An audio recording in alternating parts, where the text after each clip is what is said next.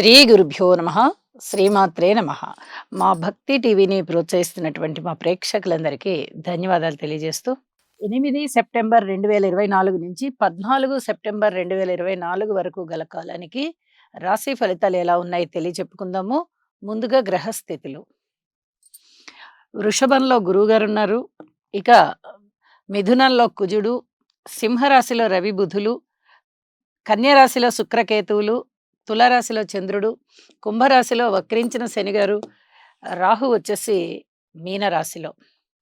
గ్రహస్థితులలో వచ్చిన మార్పు వారాంతంలో ఏమిటి అంటే చంద్రుని యొక్క స్థితి మాత్రమే మారి ఉన్నది. వారాంతంలోకి మకర రాశిలోకి వెళ్ళి ఉన్నారు. ఇక మిగతా గ్రహ స్థితులన్నీ అవి ఉన్న రాసుల్లోనే ఇంకా కొనసాగుతూ ఉన్నాయి. వాటి యొక్క పరిమిత కాలం ఇంకా అవ్వలేదన్నమాట. అయితే గ్రహ సమ్మేళనాల యొక్క ఫలితాలు ఏమిటి అంటే రవి బుధుల కలయిక బుధాదిత్య యోగం. పైగా సింహరాశిలో జరిగింది. సింహరాశిలో రవి చాలా బలవంతులుగా ఉంటూ ఉండగా బుధుడు కూడా వచ్చి చేరారు. ఇక్కడ బుధాదిత్య యోగం ఒకటి ఉన్నది. అలాగే శుక్రకేతువుల యొక్క కలయిక కన్యా రాశిలో జరుగుతూ ఉంది.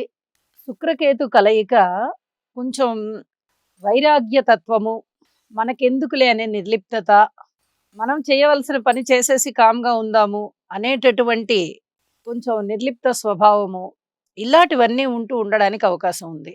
అయితే రాహు గారి దృష్టి ఎప్పుడైతే శుక్రాచార్యుల వారి మీద పడుతూ ఉందో ఇక్కడ కొంచెం విచ్చలవిడితనం పెరుగుతుంది.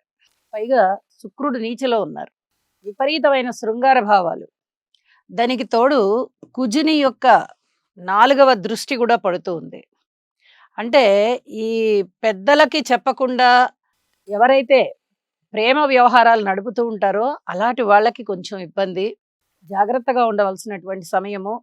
పెద్దలకి చెప్దాం ఇంకా అనుకునేటప్పుడు కూడా కాస్త మంచి గ్రహస్థితులు చూసుకోవాలి. ఇలాంటి గ్రహస్థితులు ఉండగా పెద్దలకి తెలియచేయడం వల్ల ఆ ప్రేమ పెద్దగా సఫలీకృతం అవ్వదు. ఇంట్లో పెద్దలు యాక్సెప్ట్ చెయ్యని పరిస్థితి ఉంటుంది. ఎందుకంటే ఇటు రాహు గారి దృష్టి పడుతోంది, ఇటు కుజుని దృష్టి పడుతోంది. కేతువుతో కలిసి ఉన్నారు. కాబట్టి ఇక్కడ కొంత ఇబ్బందికరమైన వ్యవహారాలు ఉంటాయి కాబట్టి కొంచెం జాగ్రత్తగా ఉండండి అని చెప్పి తెలియజేస్తూ ఉన్నాను. అలాగే మనం బుధాదిత్య యోగం గురించి చెప్పుకుంటే సింహరాశిలో బలవంతుడైనటువంటి రవి గారితో కలిసిన బుధుడు అద్భుతమైన యోగాన్ని ఇస్తున్నారు. ఈ బుధాదిత్య యోగము దాదాపుగా అన్ని రాసుల్లోనూ బాగానే ఉంటుంది. స్థాన చలనాన్ని ఇస్తుంది, ఆదాయాన్ని పెంచుతుంది, కీర్తి ప్రతిష్టల్ని ఇస్తుంది, అలాగే ధనయోగాన్ని ఇస్తుంది. ఇలా ఎన్నో విధాలుగా బుధాదిత్య యోగం మంచి ఫలితాలను ఇస్తుంది. ఇక శనిగారి దృష్టి పడుతోంది రవి బుధుల మీద.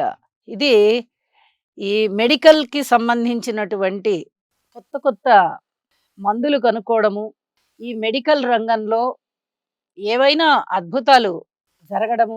అద్భుతాలు జరగడం అంటే వాటంతట అవి జరగవు, సైంటిస్టులే చేస్తారు. అలా చేయడము, కొత్త మందులు కనుక్కోవడము.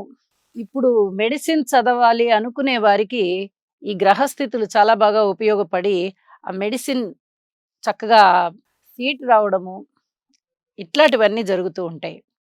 రాజకీయాలలో కూడా ఇది బాగుంటుంది గ్రహస్థితి. ఇది చెప్పదగ్గ సూచన. అలాగే గురువు గారి యొక్క దృష్టి కూడా శుక్రకేతువుల మీద పడుతోంది. మనం ఇది కూడా చెప్పుకోవాలి. పంచమ దృష్టి. అయితే ఆదాయానికి సంబంధించి ఇబ్బందులు ఏమీ ఉండవు. ఆదాయం పెరగడానికి కాస్త ఆత్మ సంకల్పం అనేది దృఢపడడానికి అవకాశాలు ఉంటాయి. దైవభక్తి పెరుగుతుంది. అయితే ప్రేమ వ్యవహారాల విషయంలో మటుకు జాగ్రత్తగా ఉండాల్సిందే. మొత్తం మీద శనిగ్రహ స్తోత్రాలు, కుజగ్రహ స్తోత్రాలు, అలాగే శుక్రుడు, రాహువు, ఈ స్తోత్ర పారాయణలు ప్రతివారు పారాయణం చేసుకోవడం వల్ల చాలా చాలా మనశ్శాంతి ఉంటుంది అని చెప్పి తెలియజేస్తూ రాసుల్లోకి వెళ్దాము. కన్యరాశి. కన్యరాశి వారికి ఈ వారం రోజుల కాలము కూడా చక్కటి గ్రహస్థితులు ఉన్నాయి. రాశిలో ఉన్నటువంటి శుక్రాచార్యుల వారు, అలాగే 6వ స్థానంలో షష్టంలో శనిగారు, నవమంలో గురువుగారు, 3 గ్రహాల యొక్క ఫలితాలు బాగున్నాయి. అయితే 2 ప్రధాన గ్రహాలు శనిగారు కానీ గురువుగారు కానీ చాలా చక్కటి ఫలితాలను ఇస్తున్నారు. దైవభక్తి పెరుగుతోంది, ఆదాయం పెరుగుతోంది. ఆలోచనలు పెరుగుతున్నాయి. మంచి నిర్ణయాలు తీసుకుంటారు. అయితే ప్రేమ వ్యవహారాలలో మటుకు అతి జాగ్రత్తగా ఉండాలి. ఇది ముఖ్యంగా చెప్పదగ్గ సూచన. ఆదాయ మార్గాలు బాగా పెరుగుతున్నాయి. ప్రణాళికలన్నీ చక్కగా సిద్ధం చేసుకుంటారు. వాటి అమలు బావుంటుంది. విజయావకాశాలు చాలా ఎక్కువగా ఉన్నాయి. రుణం తీర్చవలసిన చోట తీర్చేస్తారు. మళ్ళీ తిరిగి పొందవలసిన చోట పొందుతారు. రుణాలు చాలా మీకు ఎంత కావాలో అంత దొరుకుతాయి. అలాగే ఏ పని ప్రారంభించినా విజయం అనేది మీకు తథ్యం అని మీకు ముందరగానే మనస్సంకల్పం చేసుకున్నప్పుడే తెలుస్తుంది. ఇది కూడా చెప్పదగ్గ సూచన. ప్రయత్నాలు చేస్తారు. చక్కటి ఆలోచనలు చేస్తారు. అన్నదమ్ముల సహాయ సహకారాలుంటాయి. కుటుంబం విషయంలో అతి జాగ్రత్తగా ప్రవర్తించుకుంటూ వెళ్ళండి. కుటుంబం అంతా ఒక్క తాటి మీద ఉండడానికి అన్యోన్యత చాలా కారణమవుతుంది. అన్యోన్యతతో ఉంచండి. కుటుంబం బావుంటుంది. మాతృవర్గ రీత్యా బావుంది. పితృవర్గ రీత్యా బావుంది. ప్రేమ వ్యవహారాలలో మటుకు జాగ్రత్తగా ఉండండి. వివాహాది శుభకార్యాలు ఇప్పుడే కుదురుతాయా అంటే ఇంకా కొద్ది కాలం సమయం పడుతుంది. భార్యాభర్తల మధ్య అన్యోన్యత తగ్గే విధంగా కనిపిస్తోంది. అపోహలకి తావివ్వకండి. ఓర్పు కలిగి ఉండండి. వ్యాపార భాగస్వాముల విషయంలో కూడా ఓర్పు కలిగి ఉండండి. కొత్త వ్యాపారాలేవి ఇప్పుడే మొదలుపెట్టవద్దు. ఇది చెప్పదగ్గ సూచన. సంతానం విషయంలో మీకు కాస్త సంతృప్తిగా ఉంటుంది. పిల్లలు బావున్నారు.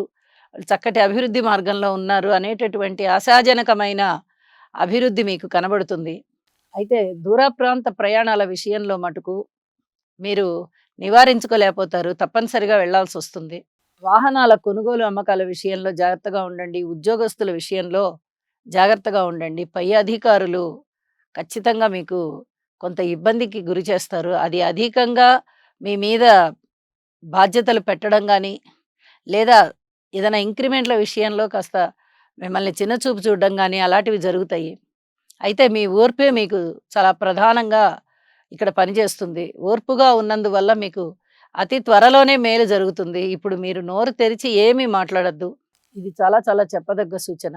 ఇక వారాంతంలోకి వెళ్ళేటప్పటికి చంద్రుని యొక్క స్థితి పంచమ స్థానంలోకి వెళ్ళింది.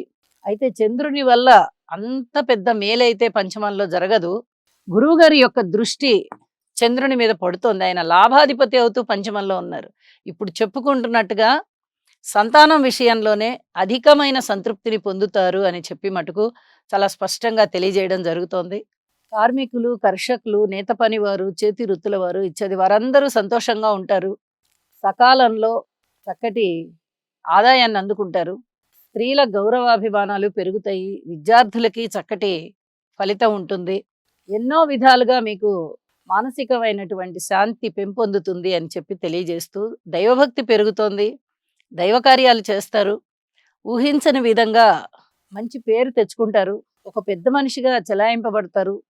సంఘంలో ఏదైనా కొనుగోలు, అమ్మకాల విషయంలో మటుకు కొద్దిగా పెద్ద మనుషులతో సంప్రదించుకోండి. అంత తొందరగా అయితే నిర్ణయాలు తీసుకోవద్దు. రాశిలో ఉన్నటువంటి కేతువు గాని, రాశిని చూస్తూ సప్తమంలో ఉన్నటువంటి రాహువు గాని చాలా వరకు అపోహల్ని కలగజేస్తూ ఉంటారు. కాబట్టి మీరు ఎవరిని నమ్ముతున్నారో వాళ్ళనే మీరు అనుమానిస్తారు. ఏమీ అనుమానాలకి తావివ్వకండి. కొద్ది రోజులు ఇలాగే ఉంటుంది మనకి అని చెప్పి మీ మనసుని మీరు సరిపెట్టుకొని జరుగుతున్నవి చూస్తూ ఉండండి. ముఖ్యమైనవి ఏమన్నా కార్యక్రమాలుంటే కాస్త వాయిదా వేసుకోండి. లేతే ఇంకెవరికైనా బాధ్యత అప్పజెప్పండి.